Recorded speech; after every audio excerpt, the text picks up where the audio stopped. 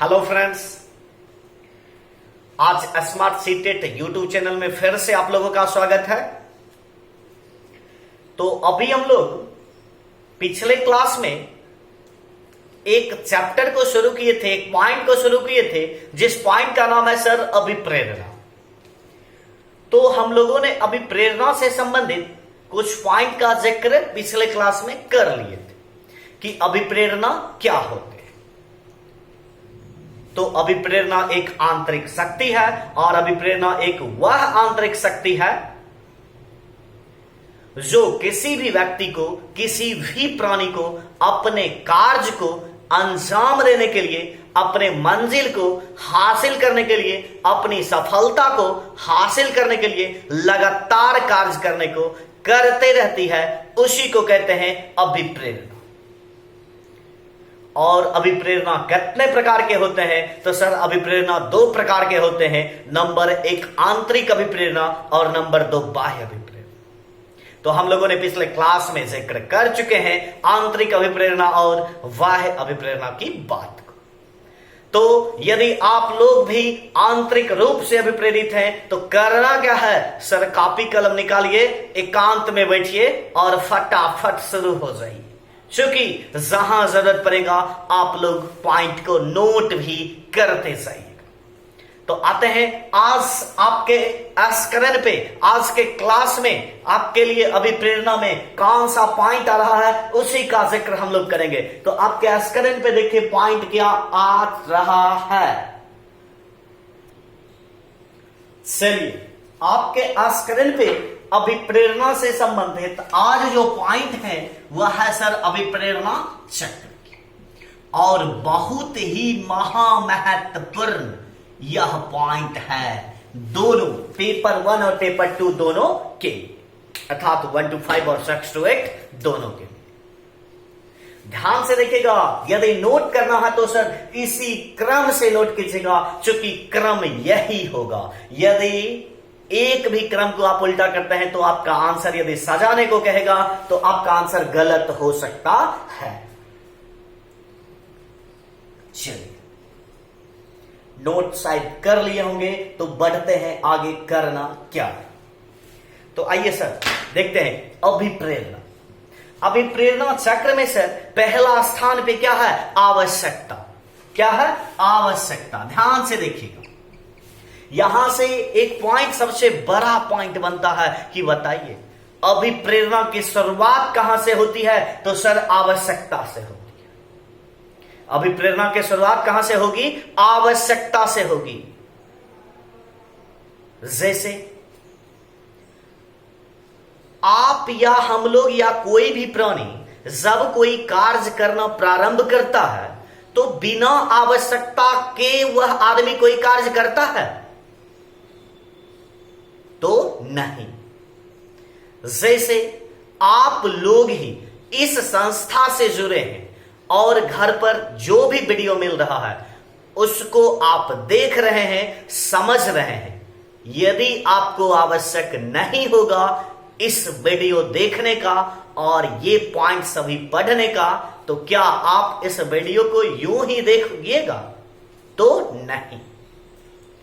मतलब कहने का यह होता है कि कोई भी व्यक्ति जब कोई कार्य करता है तो उसे जब आवश्यक होता है तभी वह कोई कार्य करना प्रारंभ करता है। क्या करता है? प्रारंभ करता है। जैसे फिर से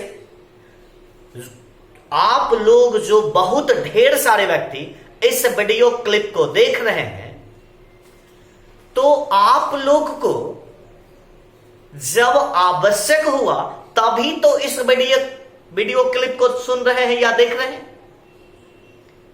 आप करिएगा तैयारी एसएससी का और सुनिएगा यह वीडियो, क्या आप एसएससी के एग्जाम में क्वालिफाई होइएगा? तो नहीं। आपको क्या चीज की आवश्यकता है? तो सीटेट को क्वालिफाई करना।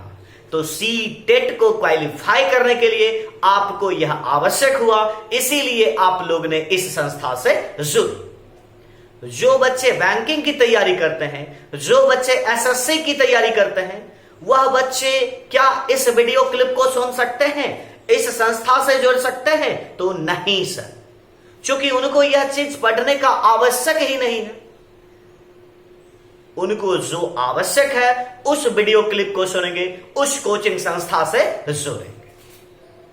तो सीधा मायना में यह समझिए कि कोई भी व्यक्ति में अभिप्रेरणा की जो शुरुआत होती है वह आवश्यकता से होती है, चाहे हम हो या आप लोग हो या कोई भी प्राणी। बिना आवश्यकता का वह कोई भी कार्य करने को तैयार नहीं होता है।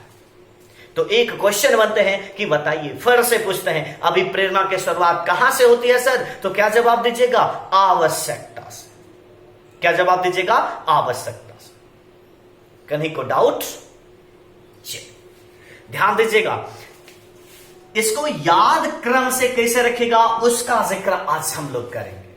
एक पॉइंट तो बता चुके हैं कि सर अभिप्रेरणा की शुरुआत कहां से होती है? आवश्यकता से होती है। अर्थात आप लोगों को सीटेट एग्जाम में क्वालिफाई होना है, अर्थात आपको सीटेट के लिए आवश्यक है बहुत ढेर सारी चीजों को पढ़ने के लिए। तो उसी आवश्यकता को लेकर आप लोग ने इस संस्था से जुड़े, इस कोचिंग संस्था से जुड़े। कुछ बच्चे ऑफलाइन से जुड़ चुके थे और जिन बच्चों को पता नहीं था कि ऑफलाइन क्लास वहां होते हैं, तो जिनको जब मौका मिला, जब उनको न्यूज मिला, तब ही, देर से ही, लेकिन इस संस्था से जुड़ गए। जब उन्हें आवश्यकता हुआ तो इस संस्था से उन लोगों ने जुड़े। ध्यान दीजिएगा, और जब आवश्यकता हुआ तो संस्था से जुड़े, और जब आप लोग ने इस संस्था से जुड़े तो यहां के शिक्षक ने आपको क्या देंगे सर? आपको प्रेरणा देंगे। उसी को कहते हैं प्रबल प्रेरणा। आपको आवश्यकता था, आप कोचिंग से जुड़े, इस संस्था से जुड़े, तो यहां के शिक्षक आपको क्या देंगे? पहले देंगे सर प्रेरणा। तो वह प्रेरणा क्या होगा? तो शिक्षक के द्वारा यह बताया जाएगा कि यदि आप सीटेट को क्वालिफाई करना चाहते हैं तो आप रेगुलर क्लास से बने रहिए, घर पर भी इतना मेहनत कीजिए, आप जरूर सीटेट को क्वालिफाई पहली बार में कीजिएगा। तो आपको था आवश्यकता तो आप जुड़े इस कोचिंग संस्था से, और यहां के शिक्षक ने जो कुछ भी आपको पहला दिन कहा, कुछ भी आपको ज्ञान देने की कोशिश की, उसी को कहते हैं प्रबल प्रेरणा। अर्थात प्रेरणा दिए कि लगातार कोचिंग से बने रहिए, जुड़े रहिए, घर पर मेहनत कीजिए, अब्सेंट मत कीजिए, पहली बार में क्वालिफाई होइएगा। क्या होइएगा? पहली बार में क्वालिफाई। तो दो पॉइंट को हम लोगों ने समझ गए कि प्रबल प्रेरणा शिक्षक ने दिया। तो जब शिक्षक ने आपको प्रबल प्रेरणा दिया तो आप लोग हो गए उत्तेजित। क्या हो गए आप लोग? उत्तेजित। उसी को कहते हैं उत्तेजना।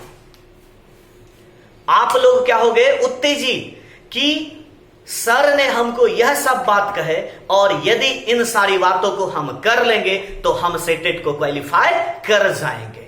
अर्थात आप लोग क्या हो गए? इससे उत्तेजित। ध्यान दीजिएगा, आपको था सीटेट को क्वालिफाई करना, तो आवश्यक हो गया सीटेट एग्जाम को क्वालिफाई करना। तो वह जो आवश्यक था तो आप जुड़ गए इस कोचिंग संस्था से, और जब जुड़े कोचिंग संस्था से तो शिक्षक ने यहां से दिया आपको प्रबल प्रेरणा, और जब शिक्षक ने दिए प्रबल प्रेरणा तो आप हो गए सर उत्तेजित कि यदि रेगुलर करेंगे तो हम एक दिन में, मतलब एक बार में सीटेट को क्वालिफाई कर सकते हैं। तो जब आवश्यक हुआ, जुड़े, प्रबल प्रेरणा भी मिला, और आप जब हो गए उत्तेजित, तब आप किधर जाइएगा? लक्ष्य के इधर जाइएगा कि लक्ष्य के विपरीत जाइएगा? तो सर आप जाइएगा लक्ष्योन्मुखी व्यवहार कीजिएगा, अर्थात लक्ष्य को प्राप्ति करने के लिए उसके अनुरूप आप व्यवहार कीजिएगा। उसी को कहते हैं लक्ष्योन्मुखी व्यवहार। आप जो उत्तेजित हो गए तो अब आप किधर, किसको टारगेट कीजिएगा? अपने लक्ष्य को। सीटेट में क्वालिफाई होने के लिए, सीटेट को पास करना आपका लक्ष्य है, तो आप जाइएगा लक्ष्य के इधर, अर्थात ऐसा व्यवहार कीजिएगा कि आपको लक्ष्य की प्राप्ति हो जाए। उसी को कहते हैं लक्ष्योन्मुखी व्यवहार। क्या कहते हैं? लक्ष्योन्मुखी व्यवहार। तो फिर से देखते हैं, आपको था आवश्यक सीटेट क्वालिफाई होने का, आपने जुड़े संस्था से अर्थात आवश्यकता, यहां के शिक्षक ने आपको दिए प्रबल प्रेरणा, उसके बाद आप हो गए उत्तेजित, और ज्यों ही आप उत्तेजित हुए तो आप उस प्रकार के व्यवहार करने लगे ताकि आप लक्ष्य को प्राप्त कर लिए, अर्थात लक्ष्योन्मुखी व्यवहार आ गया आपके चौथा पॉइंट। और जब आप लक्ष्योन्मुखी व्यवहार अर्थात वैसा व्यवहार कीजिएगा कि आपको लक्ष्य की प्राप्ति हो जाए, तो क्या लक्ष्य की प्राप्ति नहीं होगी सर? लक्ष्य की प्राप्ति ही होगी आपको, उसी को कहते हैं प्राप्ति। क्या कहते हैं? उसी को प्राप्ति। जब आप लक्ष्य के इधर व्यवहार कीजिएगा तो आपको क्या होगा? प्राप्ति होगा, और जरूर होगा, सभी व्यक्तियों को होगा। तो जब हो गया लक्ष्य की प्राप्ति, तब आप क्या हो गया? तो सर अब उत्तेजना में कमी हो जाएगा। क्या होगा? उत्तेजना में कमी। तो कैसे होगा? जब आप सीटेट को क्वालिफाई कर जाएगा, सीटेट पास कर जाइएगा, तो आपका टेंशन अब सीटेट को पास करने से दूर हो गया। अर्थात 3 बजे रात में, 4 बजे रात में जो आप लोग जग कर पढ़ते हैं सीटेट को क्वालिफाई होने के लिए, तो अब क्या होइएगा? उत्तेजना में कमी, अर्थात 10 साढ़े 10 बजे तक आराम से घर पर सोइएगा, निश्चिंत होके।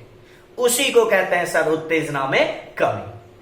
अर्थात अब टेंशन नहीं है कि अब पढ़े ना पढ़े, सीटेट तो क्वालिफाई है, जब नियोजन आएगा फॉर्म फिलअप करेंगे। तो किन्हीं को डाउट? चलिए एक बार फिर इसको देख लेते हैं। अभी प्रेरणा चक्र में क्या होगा? पहला आवश्यकता।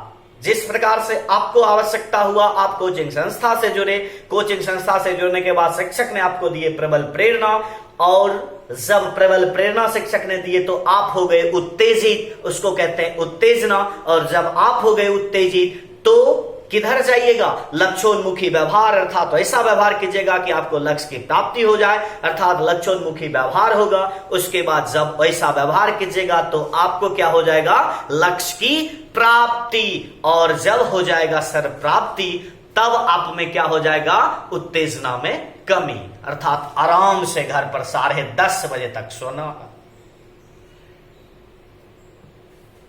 तो शायद कामना करते हैं कि सभी व्यक्ति अभिप्रेरणा चक्र को आज भली भांति से समझ गए।